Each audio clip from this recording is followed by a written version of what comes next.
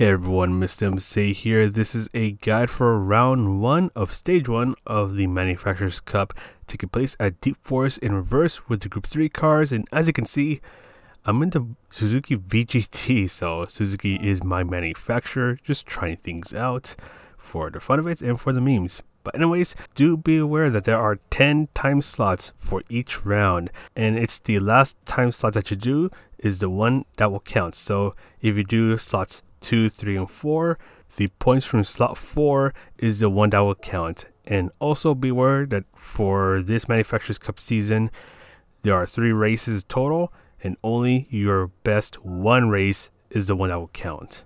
But anyways, let's go ahead and take a look at the race details. So 18 lap race at Deep Forest in reverse. You're using the racing soft and hard tires, so make sure you use both tire compounds to avoid getting a penalty at the end of the race. Fuel is a ×3 and tire is a ×4, so both will be an issue, but also be aware that tire wear is on for the qualifier, but the fuel usage is off in the qualifier. But anyways, let's go ahead and get started with the lap guide. So if you're in the Suzuki VGT, rev the heck out of 6th gear in the qualifying session, and you want to lift off of throttle after you pass the ball that is on the right. Start to turn on in, so you can bring yourself towards the left side of the track and brake before the 100-meter board. You want to go down to 1st gear, ease off of the brakes as you're turning in, letting the car coast for a moment so it can turn in even more. Go up to 3rd gear and then get on the throttle. And in the Suzuki VGT Group 3, you want to shift when the shift bar on the bottom of the screen is halfway full. And stay on 6th gear for the qualifying session. Brake before the curb on the left starts. Going down to 2nd gear to force the car to turn in a bit more, but exit on 4th gear, so you're doing a bit of double shifting as you're going through this turn. You will need to do a little bit of throttle control as you make your way through the S's. Brake before the tunnel starts, so this tunnel right here, brake before it starts. Go down to 3rd gear for more rotation, but exit on 4th gear. Brake before the tunnel ends. Going down to 3rd gear for more rotation, but making your way up to 5th gear and doing lots of throttle control. So in this car, you're playing with the gears a lot, you're playing with the throttle control a lot to really force this car to turn. Brake before the 50-meter board, and as I just mentioned, playing with the gearing a lot. You can even go down to 2nd gear for more rotation, but exit on 4th gear and get on the throttle as soon as you can. And that is pretty much it for this rapid fire lap guide. And now let's go on over to the strategies. Alright, for this race, we are doing 18 laps at Deep Forest in reverse with the Group 3 cars. And as I mentioned earlier in the video, fuel is a ×3 and tire is a ×4. And tire is actually an issue for this race, so you do need to do a little bit of fuel saving. If you are like me and are driving the Suzuki Vision Gran Turismo, you don't really need to change much actually, as I eat those curves for breakfast. All you need to do is actually use 7th gear, so you're still shifting halfway, and unlike in qualifying, you actually go up to 7th gear, do a bit more fuel saving like that, and you should be good to go. Although do be aware that because I'm testing this in equal conditions mode, I don't have wind, whereas in the race there is a bit of a headwind going down the main straight, so you might need to shift just a little bit earlier to make sure that you don't run out of fuel or have to refuel whenever you go to the pit stop.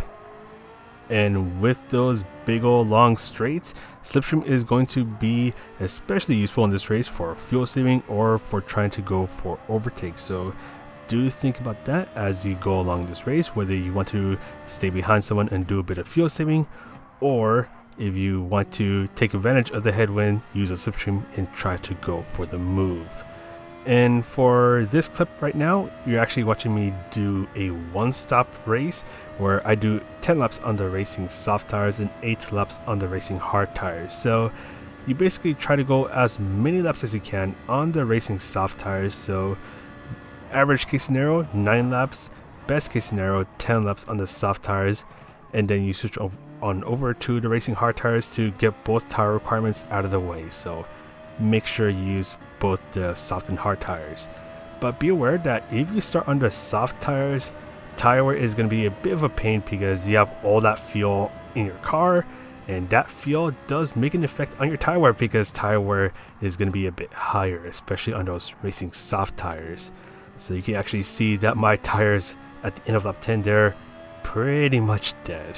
So I have to go on over to the pit stop, switch over to the racing hard tires, and I can see right here that the diamond is right where my fuel is. So I know for sure that I'm going to be good on fuel as long as I'm shifting halfway in the Suzuki VGT, so I don't need to refuel.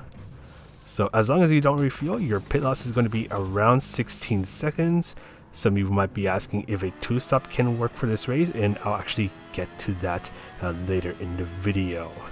And just do be careful when you enter and exit the pit stops. Don't cross the white lines, otherwise you do risk getting a 3-second penalty, and that's going to be a brutal penalty because the penalty serving zone is at the start of the back straight. So pretty much where I am right now, that's where the penalty serving zone is. So in my south stint, I was doing 1 minute 24-second lap times, and as the tires wore out, I was doing 1:25 lap times. But with the hard tires now, I'm doing 1:26s, sometimes even poking it over towards the 1:25s because I have less fuel, which means the car is lighter, it can go a bit faster, carry a bit more speed, and that's going to be it for this run. So with this run, I was able to get a 25 minutes and 55-second lap time. So this is going to be our baseline total time, which we'll be comparing with a 1-stop where we switch the tire order and then try out the 2-stop and compare that.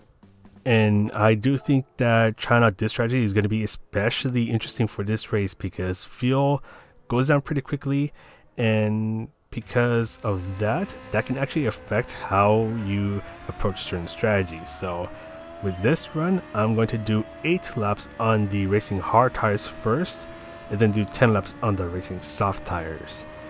So I'm going to be getting the solar tire compound out of the way.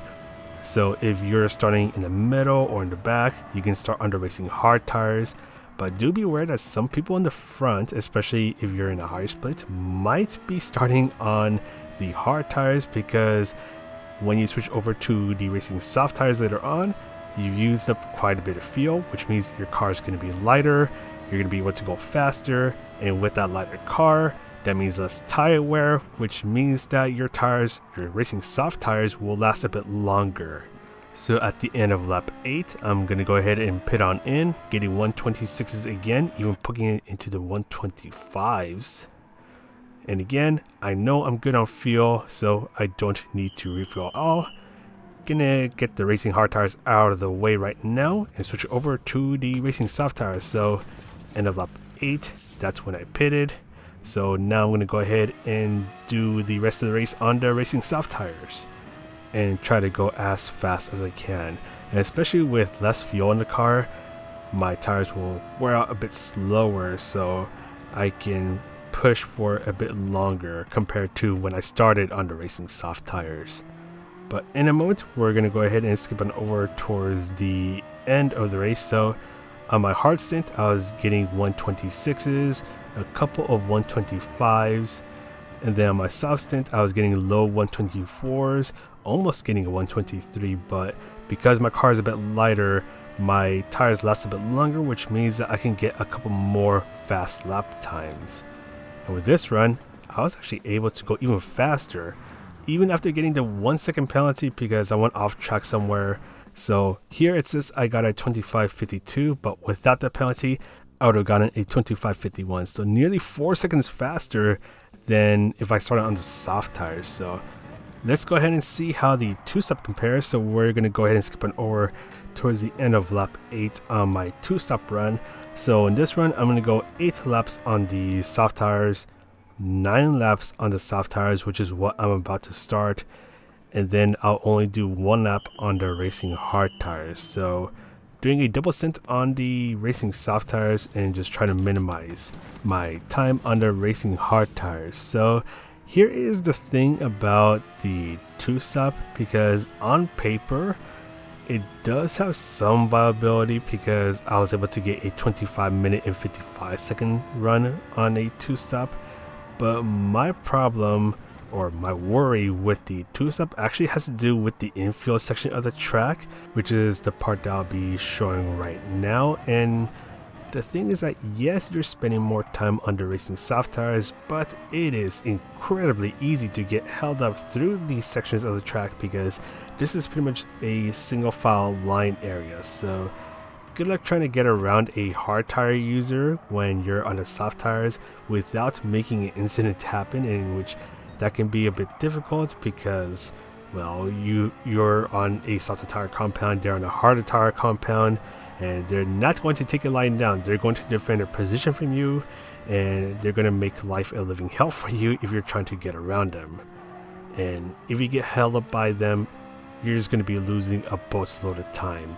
Unless if these stars align and you somehow just never get held up there, then first of all, let me have some of that luck that you have. But other than that, I don't really see that happening. And that's kind of the main thing about the two-stop, where it's going to be easy to get held up, lose a lot of time, to where you kind of question if a two-stop is even worth risking. So while on paper it can work or in custom race because you're racing only against one AI car, when you're racing against 15 other real people, there's too much risk involved in that. And oh yeah, also don't forget there's a hairpin right here, and you can probably guess what's going to happen at the hairpin, so just try to be careful there, especially when you're under someone's slipstream. You know, just putting that out there. But at the end of this race, so as I mentioned before, 25 minutes and 55-second run with the two-stop, so same time as the one-stop if I started on the racing soft tires. So again, on paper it can work, but it's too risky, especially when you're racing against 15 other real people, because this is just a custom race that I'm doing. But yeah, it looks like the one stop will be the way to go for this race, unless if someone is an absolute mad lad and tries a two stop and somehow works out for them. I don't really see that happening, but if they make it work, then I salute them. But that's gonna be it for this guide. Hopefully helps you out a bit, and well, that's all for me. So thank you guys for the awesome support lately. Thank you to the channel members as well. This is Mr. MCA. Good luck with this race, and I'll see you in the next video.